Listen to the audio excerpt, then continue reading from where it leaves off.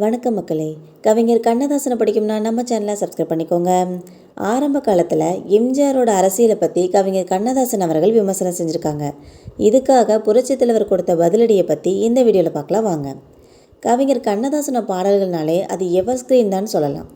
அந்த வகையில் எம்ஜிஆர், சிவாஜின்னு 2 இமயங்களுக்குமே பாடல் எழுதியவர் தான் கவிஞர் கண்ணதாசன் அவர்கள். அவர் எழுதிய பாடல்கள்லாம் காலத்தாலும் அழிக்க முடியாதவன்னு கூட சொல்லலாம்.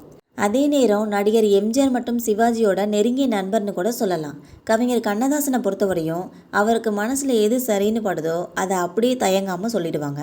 அப்படி தான் நடிகர் எம்ஜிஆர் விஷயத்திலும் ஒரு தடவை நடந்திருக்கு.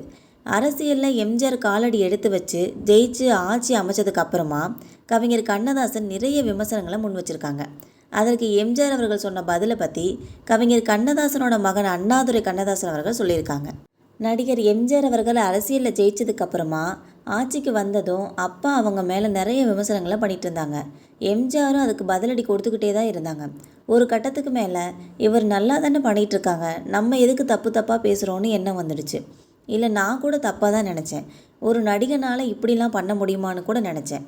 நிச்சயமாக நல்லா பண்ணிட்டு தான் இருந்தாங்க நடிகர் எம்ஜிஆர் அவர்கள். அப்பாவை பற்றி எம்ஜிஆர் அவர்களுக்கு நல்லாவே தெரியும். எம்ஜிஆரும் கண்ணதாசன், சிவாஜி, கருணாநிதி 4 பேரும் ஒன்றா சுற்றினவங்க. இதுக்கப்புறமா 77 நடிகர் எம்ஜிஆர் அவர்கள் ஆட்சிக்கு வந்துட்டாங்க. 78 அண்ணனுக்கு கல்யாணம் நடந்துச்சு. அந்த நேரத்தில் எம்ஜிஆர் வர்றாருன்னு சொன்னதுமே கலைஞர் அவர்கள் அந்த நேரத்தை கேட்டுட்டு அதுக்கு முன்னாடியே வந்துட்டு போயிட்டாங்க. அப்புறமா எம்ஜிஆர் கரெக்டாக டைமுக்கு வந்தாங்க.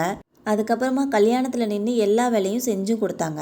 அந்த நேரத்தில் நடிகர் எம்ஜிஆர் அவர்கள் அப்பா கிட்ட சொன்னாங்க, அரசவை கவிஞராக உன்னை ஆக்க போகிறேன்னு சொன்னாங்க. அதுதான் மக்கள் திலகம் எம்ஜிஆரோட இந்த குணம். தன்னை பற்றி விமர்சித்தாலும் கூட அடுத்தவங்களையும் கௌரவிச்சு அழகு பார்ப்பாருன்றது அவரோட தன்மான தலைவர்னே சொல்லலாம். அதனால தான் மக்கள் மனசில் இன்றைக்கும் அவர் வாழ்ந்துக்கிட்டு இருக்காருன்னே சொல்லலாம்.